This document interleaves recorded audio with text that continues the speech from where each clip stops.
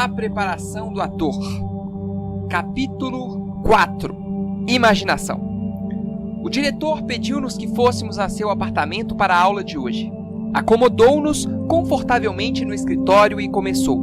Vocês agora sabem que o nosso trabalho numa peça principia com o uso do si, uma alavanca para nos erguer da vida cotidiana ao plano da imaginação. A peça e os seus papéis são invenções da imaginação do autor, uma série inteira de sis e de circunstâncias dadas, cogitadas por ele. A realidade fatual é coisa que não existe em cena. A arte é produto da imaginação, assim como deve ser a obra do dramaturgo. O ator deve ter por objetivo aplicar sua técnica para fazer da peça uma realidade teatral. Neste processo, o maior papel cabe, sem dúvida, à imaginação. Apontou para as paredes do escritório, recobertas de toda sorte de desenhos concebíveis para cenários. Vejam, disse-nos, são todos obras de um dos meus artistas prediletos, já falecido. Era um homem esquisito, que gostava de fazer cenários para peças que ainda não estavam escritas. Vejam, por exemplo, este desenho para o último ato de uma peça que Tchekhov planejava escrever pouco antes de sua morte, sobre uma expedição perdida no Gélido Norte.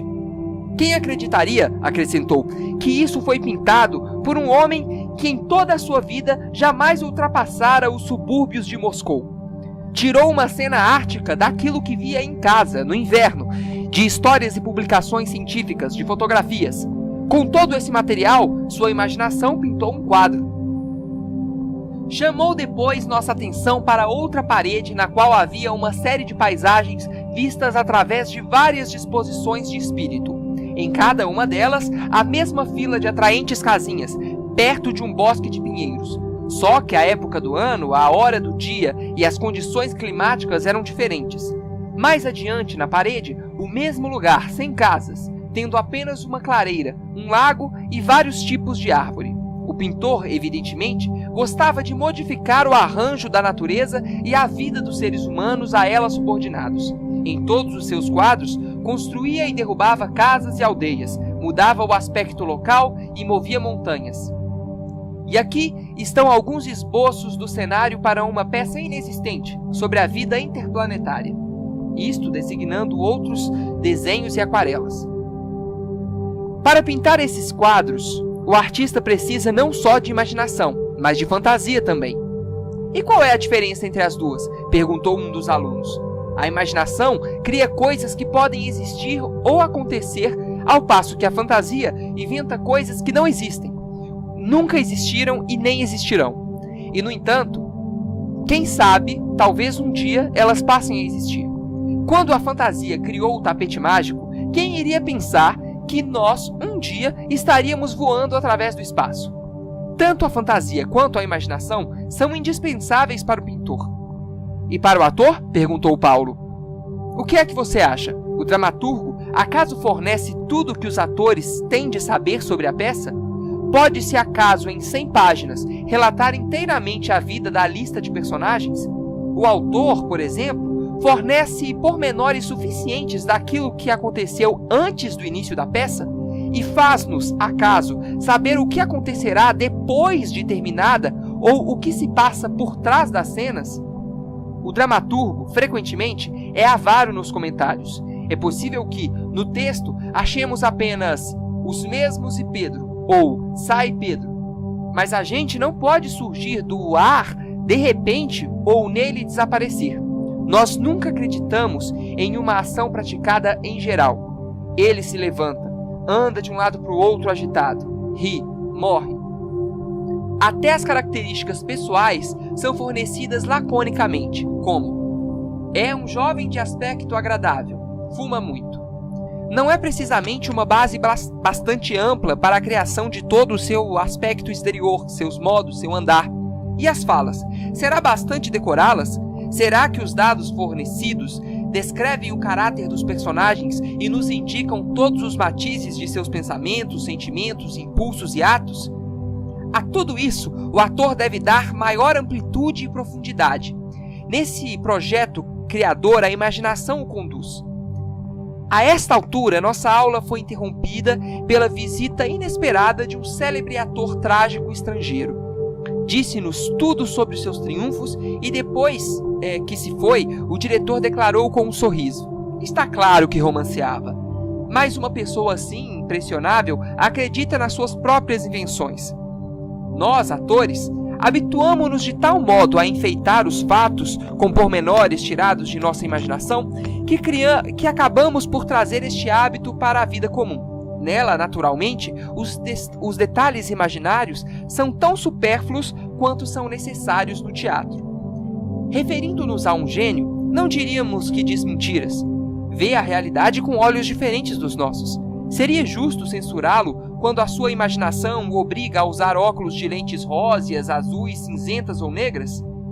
Devo confessar que eu mesmo sou, muitas vezes, forçado a mentir quando, como artista ou diretor, vejo-me às voltas com um papel ou uma peça que não me atrai. Nesse caso, as minhas faculdades criadoras paralisam-se. Preciso de um estimulante qualquer, e assim começo a dizer a todo mundo como estou entusiasmado com o meu trabalho. Sou forçado a caçar o que quer que ele tenha de interessante e vangloriar-me disso. Assim, a minha imaginação é espicaçada. Se eu estivesse sozinho, não faria esse esforço, mas quando trabalhamos com outras pessoas, temos de documentar solidamente as nossas mentiras, e acontece frequentemente que essas mentiras podem ser utilizadas como material para um papel ou uma direção. Já que a imaginação tem papel tão importante no trabalho do ator, perguntou Paulo, um tanto encabulado, o que é que ele pode fazer quando carece dela? Terá de desenvolvê-la, respondeu o diretor, ou então desistir do teatro. De outro modo, cairá nas mãos de diretores que não compensarão a sua deficiência com as próprias imaginações, fazendo dele um joguete. Não seria melhor desenvolver uma imaginação sua mesmo? Receio, disse eu, que isso seja muito difícil. Depende do tipo da imaginação que tiver, disse o diretor. A imaginação dotada de iniciativa própria pode desenvolver-se sem qualquer esforço especial e trabalha constante e incansável, quer você esteja dormindo, quer acordado. Depois, há aquela que não tem iniciativa, mas é fácil de despertar e continua agindo logo que lhe sugerem alguma coisa. A imaginação que não reage às sugestões cria um problema mais difícil. Com ela, o ator recebe as sugestões de um modo apenas exterior e formal. Assim equipado, o seu desenvolvimento está crivado de dificuldades e há pouquíssima esperança de êxito, a não ser que ele faça um esforço enorme. A minha imaginação tem iniciativa? Será sugestionável? Desenvolver-se-á espontaneamente? Estas perguntas não me deram trégua. Tarde da noite, tranquei-me no quarto, instalei-me confortavelmente no sofá, rodeado de travesseiros, fechei os olhos e comecei a improvisar. Mas a minha atenção distraiu-se com umas manchas coloridas redondas que ficavam passando diante das minhas pálpebras fechadas. Apaguei a luz, julgando ser ela a causa dessas sensações. Em que deveria pensar? Minha imaginação revelou-me árvores numa grande floresta de pinheiros, movendo-se com brandura e ritmo, sob uma brisa suave. Podia sentir o cheiro do ar fresco. Por que, nesta serenidade toda, estou escutando o tic-tac de um relógio? Eu tinha ferrado no sono. Ora, está claro, compreendi. Eu não devia imaginar coisas sem propósito. Portanto, subi num avião, por sobre a copa das árvores, voando sobre elas, sobre os campos, rios, cidades. Tic-tac, faz o relógio. Quem é esse roncando? Não pode ser eu. Será que cochilei? Será que dormi muito? O relógio bate às 8. 2. Fiquei tão desencorajado com o fracasso das minhas tentativas de exercitar em casa a imaginação que hoje, na aula, falei com o diretor sobre isso. Você não conseguiu porque cometeu uma série de erros, explicou ele. Em primeiro lugar, forçou a imaginação em vez de a estimular. Depois, tentou pensar sem ter um assunto interessante. O seu terceiro erro foi que seus pensamentos eram passivos. Na imaginação, a atividade tem máxima importância. Primeiro vem a ação interior, depois a exterior. Assinalei que, de certo modo, estivera em atividade, pois voava sobre as florestas a grande velocidade. Quando você está confortavelmente recostado dentro de um trem expresso, está em atividade? Perguntou o diretor. O maquinista está trabalhando, mas o passageiro mantém-se passivo. Claro que se estivesse ocupado com algum negócio, uma conversa ou discussão importante, ou escrevendo um relatório no trem, você teria, então, alguma base para falar em atividade. Também no seu voo de aeroplano, o piloto trabalhava, mas você não fazia nada. Se estivesse nos controles ou tirando fotografias topográficas, poderia dizer que estava ativo. Talvez possa explicar descrevendo o jogo predileto da minha sobrinha. O que você está fazendo? Pergunta a meninazinha. Estou fazendo chá, respondo. Mas, pergunta ela, se fosse óleo de rícino, então como que você ia beber? Sou forçado a lembrar-me do gosto de óleo de rícino para mostrar-lhe a repugnância que sinto, e quando o consigo, a sala ressoa com o riso da garota. Onde é que você está sentado? Numa cadeira, respondo. Mas se fosse num fogão pelando, então o que você ia fazer? Sou obrigado a ver-me num fogão quente e procuro decidir como me livrarei de morrer queimado. Quando acerto, a menina fica com pena e grita. Eu não quero mais brincar. Se continuo, acabo por cair em pranto. Por que você não inventa um jogo desses como exercício para despertar a atividade? Aí, eu interrompi para dizer que aquilo era elementar e perguntei como poderia desenvolver a imaginação por métodos mais sutis. Não tenha pressa, disse o diretor. Terá tempo de sobra. Por enquanto, precisamos de exercícios relacionados com as coisas simples que de fato nos cercam. Tome, por exemplo, a nossa classe. É um fato real. Suponha que o ambiente, o professor e os alunos permaneçam tais como estão. Agora, com o meu si mágico, vou colocar-me no plano do faz de conta, mudando apenas uma circunstância, a hora do dia. Direi que não são 3 da tarde, mas sim 3 da madrugada. Use a imaginação para justificar uma aula que termine assim tão tarde. Desta vez, e desta simples circunstância, decorre toda uma série de consequências. Sua família em casa estará aflita por sua causa. Como aqui não há telefone, você não pode avisá-la. Um outro aluno deixará de comparecer a uma festa onde o esperam. Um terceiro mora num subúrbio e não sabe como irá para casa, pois os trens já pararam. Tudo isso acarreta modificações exteriores e também interiores, colorindo as suas ações. Ou experimentem outro ponto de vista. A hora continua sendo às 3 da tarde, mas suponhamos que a época do ano mudou. Em vez de inverno, é primavera. O ar está maravilhoso e até mesmo na sombra faz calor lá fora. Vejo que já estão sorrindo. Depois da aula, terão tempo para dar uma volta. Resolvam o que irão fazer. Justifiquem a decisão com as suposições necessárias. Terão novamente bases para um exercício. Este foi apenas um dos inúmeros exemplos de como vocês podem usar seus poderes interiores para modificar as coisas materiais que os cercam. Não procurem livrar-se dessas coisas. Pelo contrário, incluam-nas em sua vida imaginária. Essa espécie de transformação ocupa um lugar legítimo em nosso tipo mais íntimo de exercícios.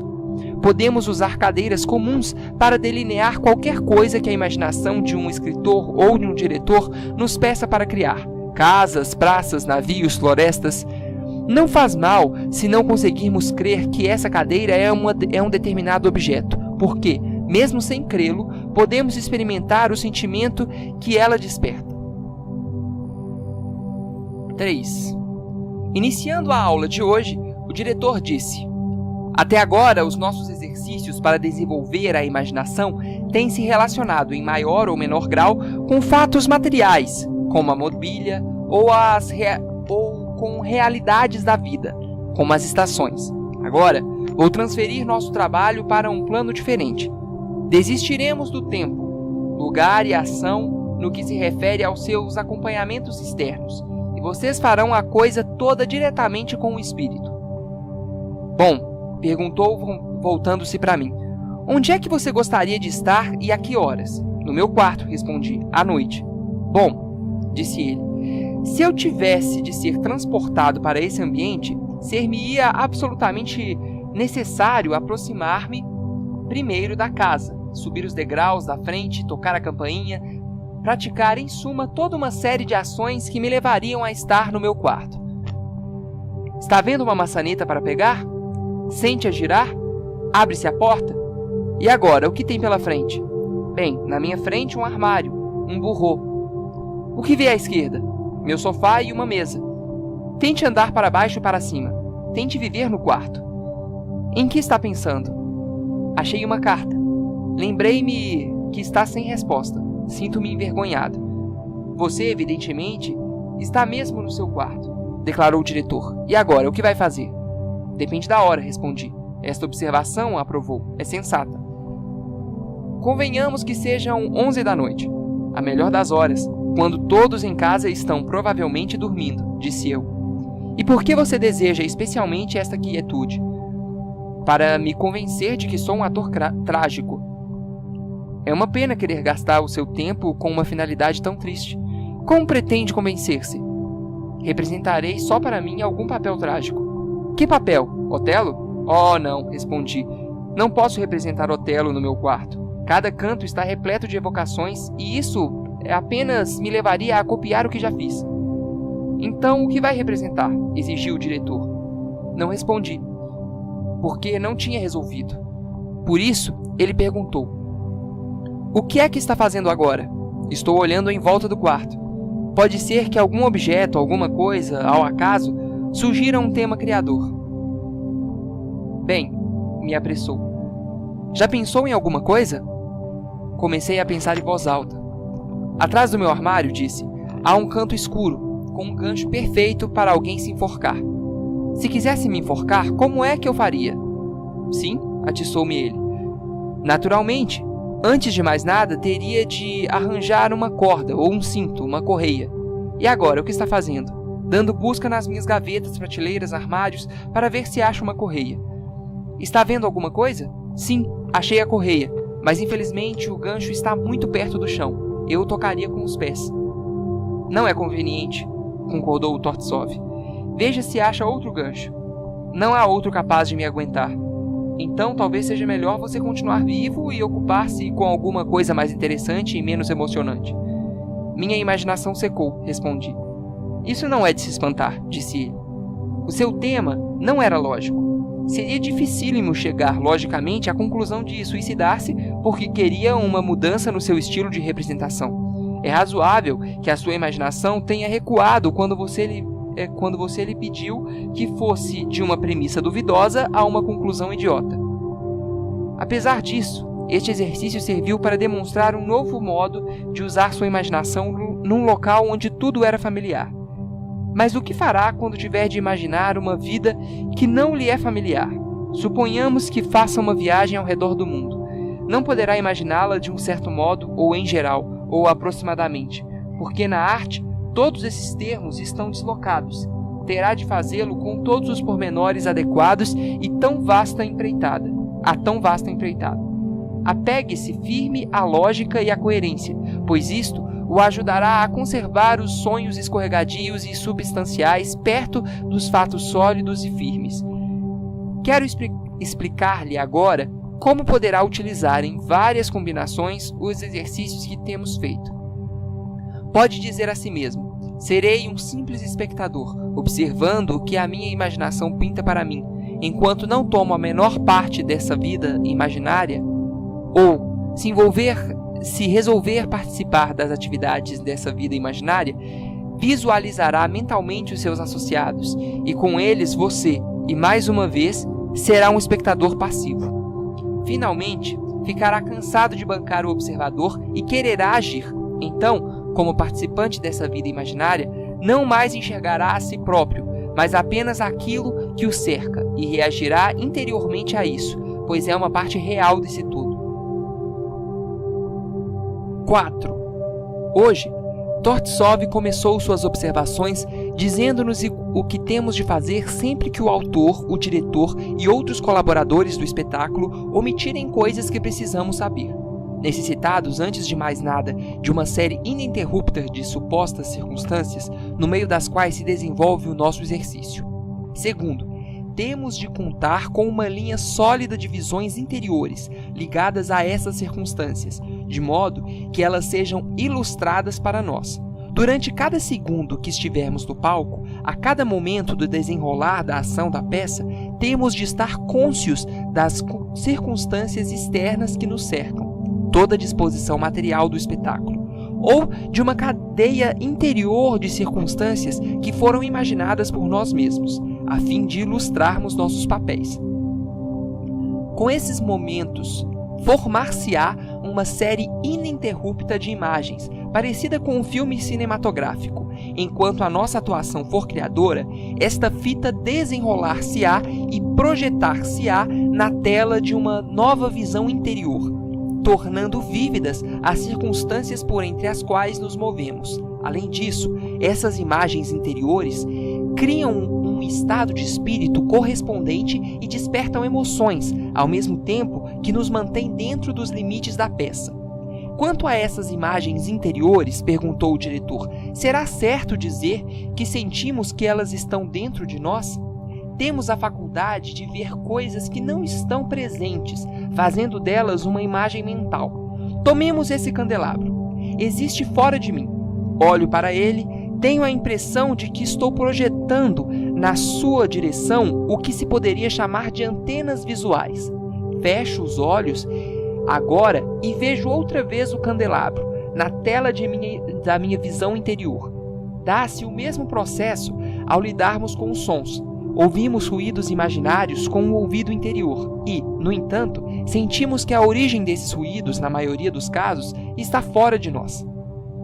Podem pôr isso à prova de diversas maneiras, como, por exemplo, fazendo um relatório coerente de toda a sua vida em função das imagens das quais vocês se recordam. Isso pode parecer difícil, mas creio que descobrirão que, na realidade, o trabalho não é assim tão complicado.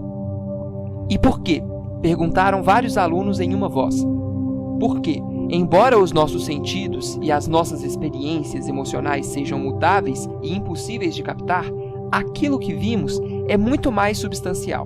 As imagens se fixam com muito mais facilidade e firmeza em nossa memória visual e podem ser evocadas à vontade.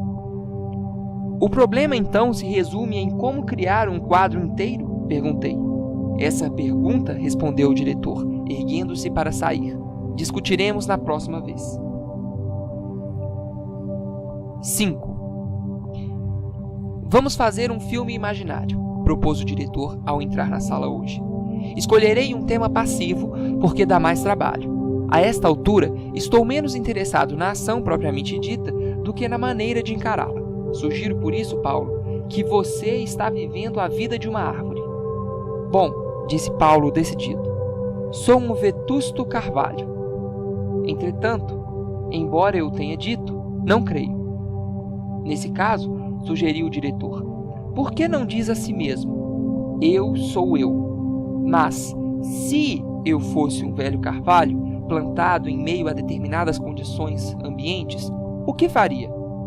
E decida onde está, numa floresta, numa campina, no alto de uma montanha, em qualquer lugar que mais lhe agrade.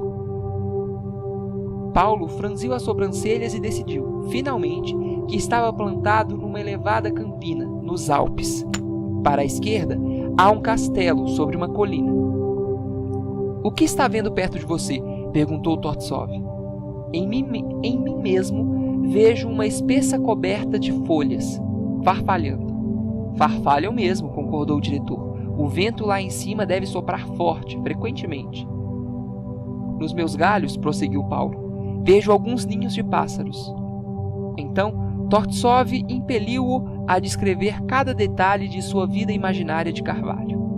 Quando chegou a vez de Leão, ele fez a escolha mais comum e sem imaginação possível. Disse que era um bangalô, num jardim, no parque. O que é que está vendo? Perguntou o diretor. O parque, foi a resposta. Mas você não pode ver todo o parque de uma vez. Tem de se decidir por um ponto determinado. O que há bem diante dos seus olhos? Uma cerca. De que material? Ferro fundido. Leão calou-se, e assim o diretor prosseguiu. Do que é feita a cerca? Que tipo de cerca?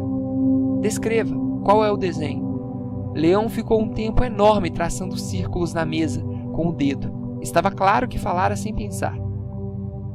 Não estou entendendo. Tente descrevê-la com maior clareza. Evidentemente, Leão não se esforçava por despertar a imaginação. Ignorando a possível utilidade que teria um raciocínio tão passivo, fui perguntá-lo ao diretor. No meu processo para pôr em atividade a imaginação do aluno, explicou, há certos pontos que convém notar. Quando a sua imaginação está inerte, faço-lhe uma pergunta simples. Como foi interrogado, tem de responder. Se responde sem pensar, rejeito a resposta.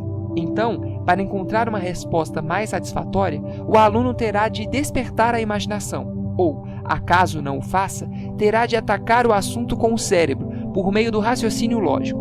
Muitas vezes, o trabalho da imaginação é preparado e dirigido dessa forma, consciente, intelectual. O aluno, então, vê alguma coisa, quer na memória, quer na imaginação. Há, diante dele, certas imagens visuais definidas.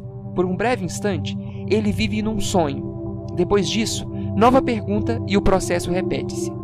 E mesmo com a terceira e a quarta, até que sustentei e alonguei aquele breve instante, fazendo dele algo de parecido com um quadro completo.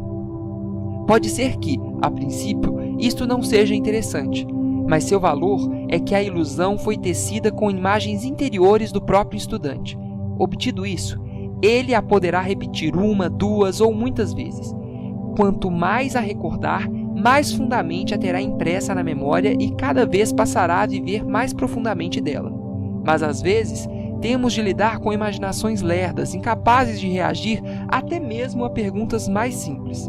Neste caso, só me resta uma saída. Não só procuro a pergunta, mas também sugiro a resposta.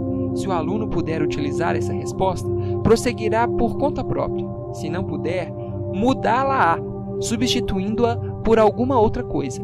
Seja como for, teve de usar sua própria visão interior. Afinal, obtém-se, em parte, uma existência ilusória, embora o estudante só tenha contribuído com uma parte do material. O resultado pode não ser completamente satisfatório, mas assim mesmo já é alguma coisa.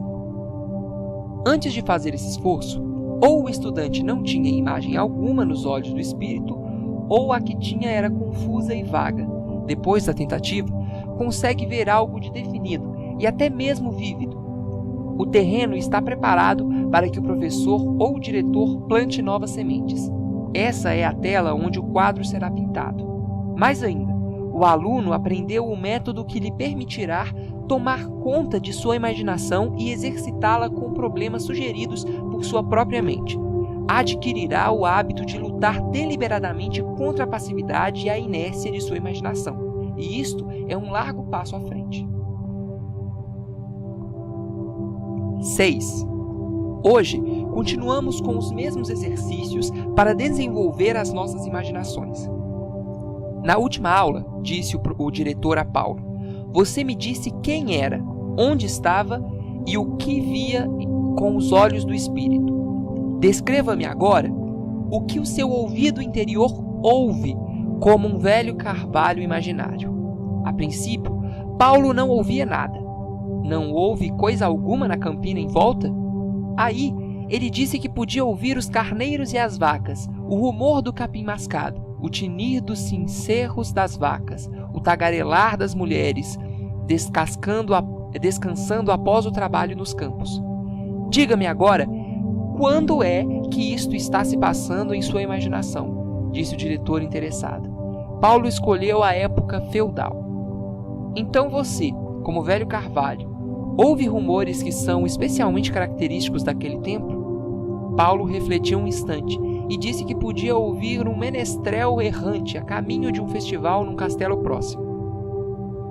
Por que é que você está sozinho no meio de um campo? Indagou o diretor. Em resposta, Paulo deu a seguinte explicação. O outeiro todo onde fica o velho carvalho solitário estava outrora encoberto por uma densa floresta, mas o barão do castelo próximo corria constante risco de ataques e, temendo que essa floresta pudesse ocultar os movimentos das forças de seus inimigos, fê-la abater.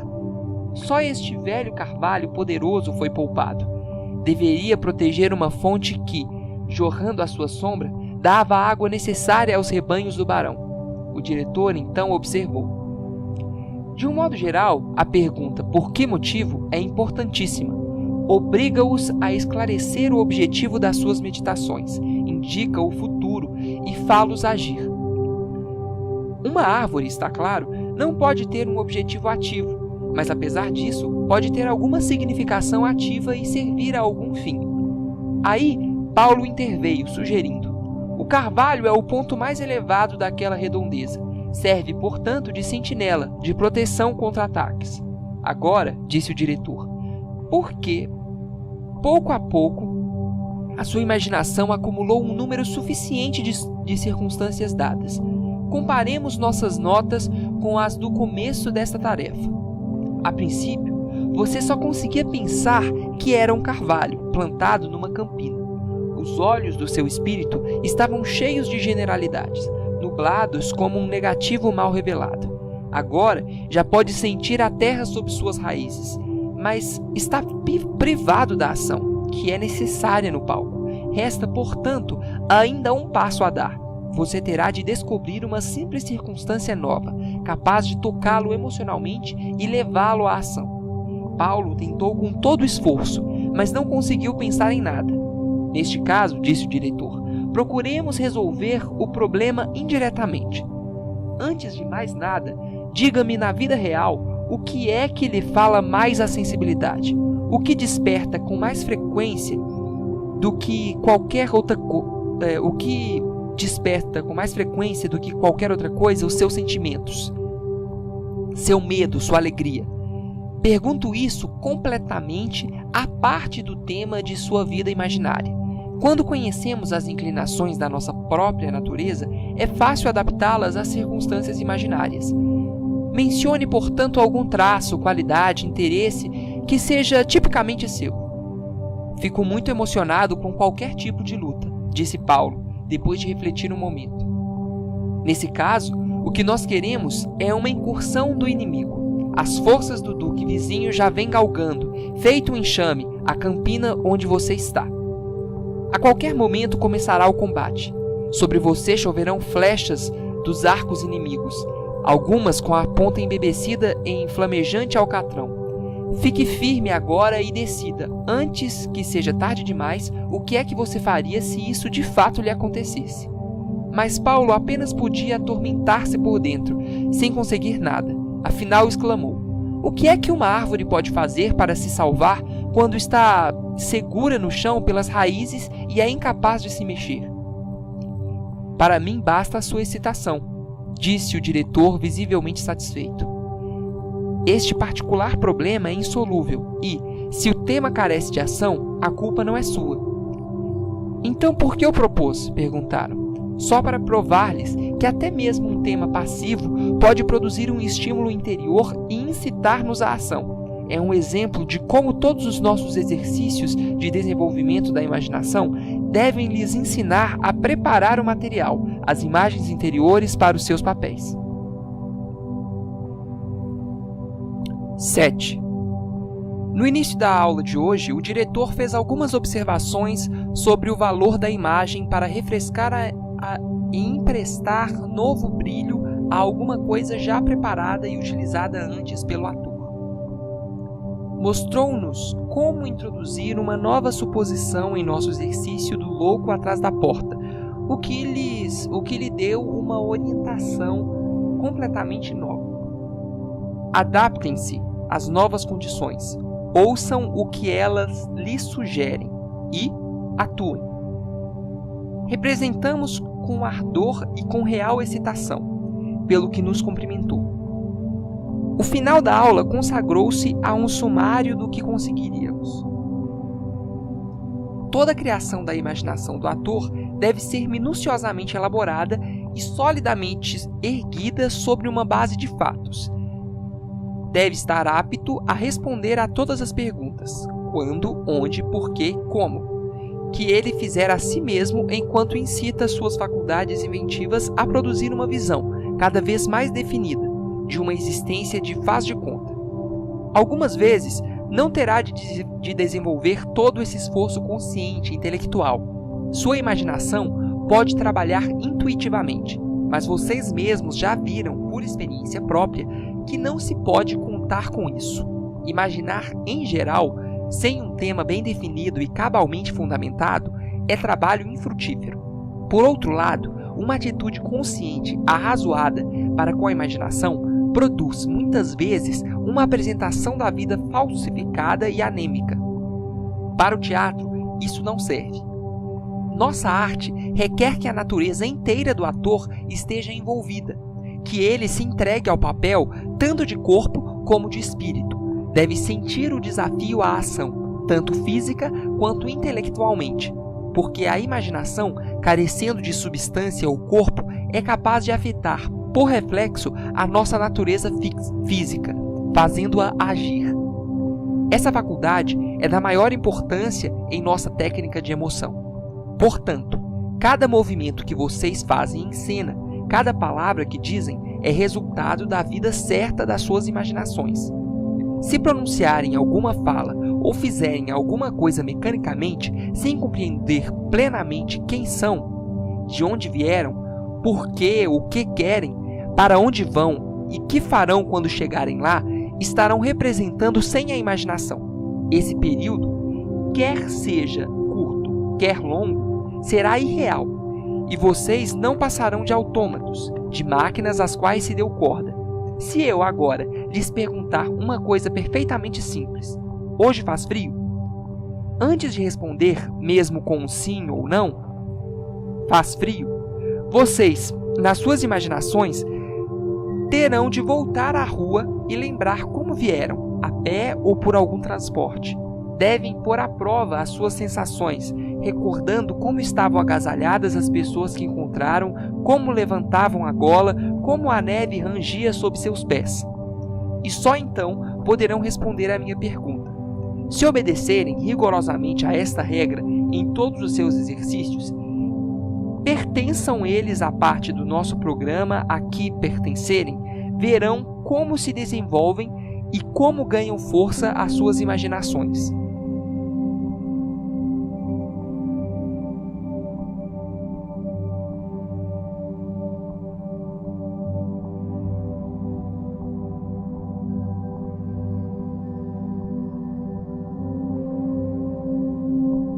Pertençam eles à parte do nosso programa a que pertencerem, verão como se desenvolvem e como ganham força as suas imaginações.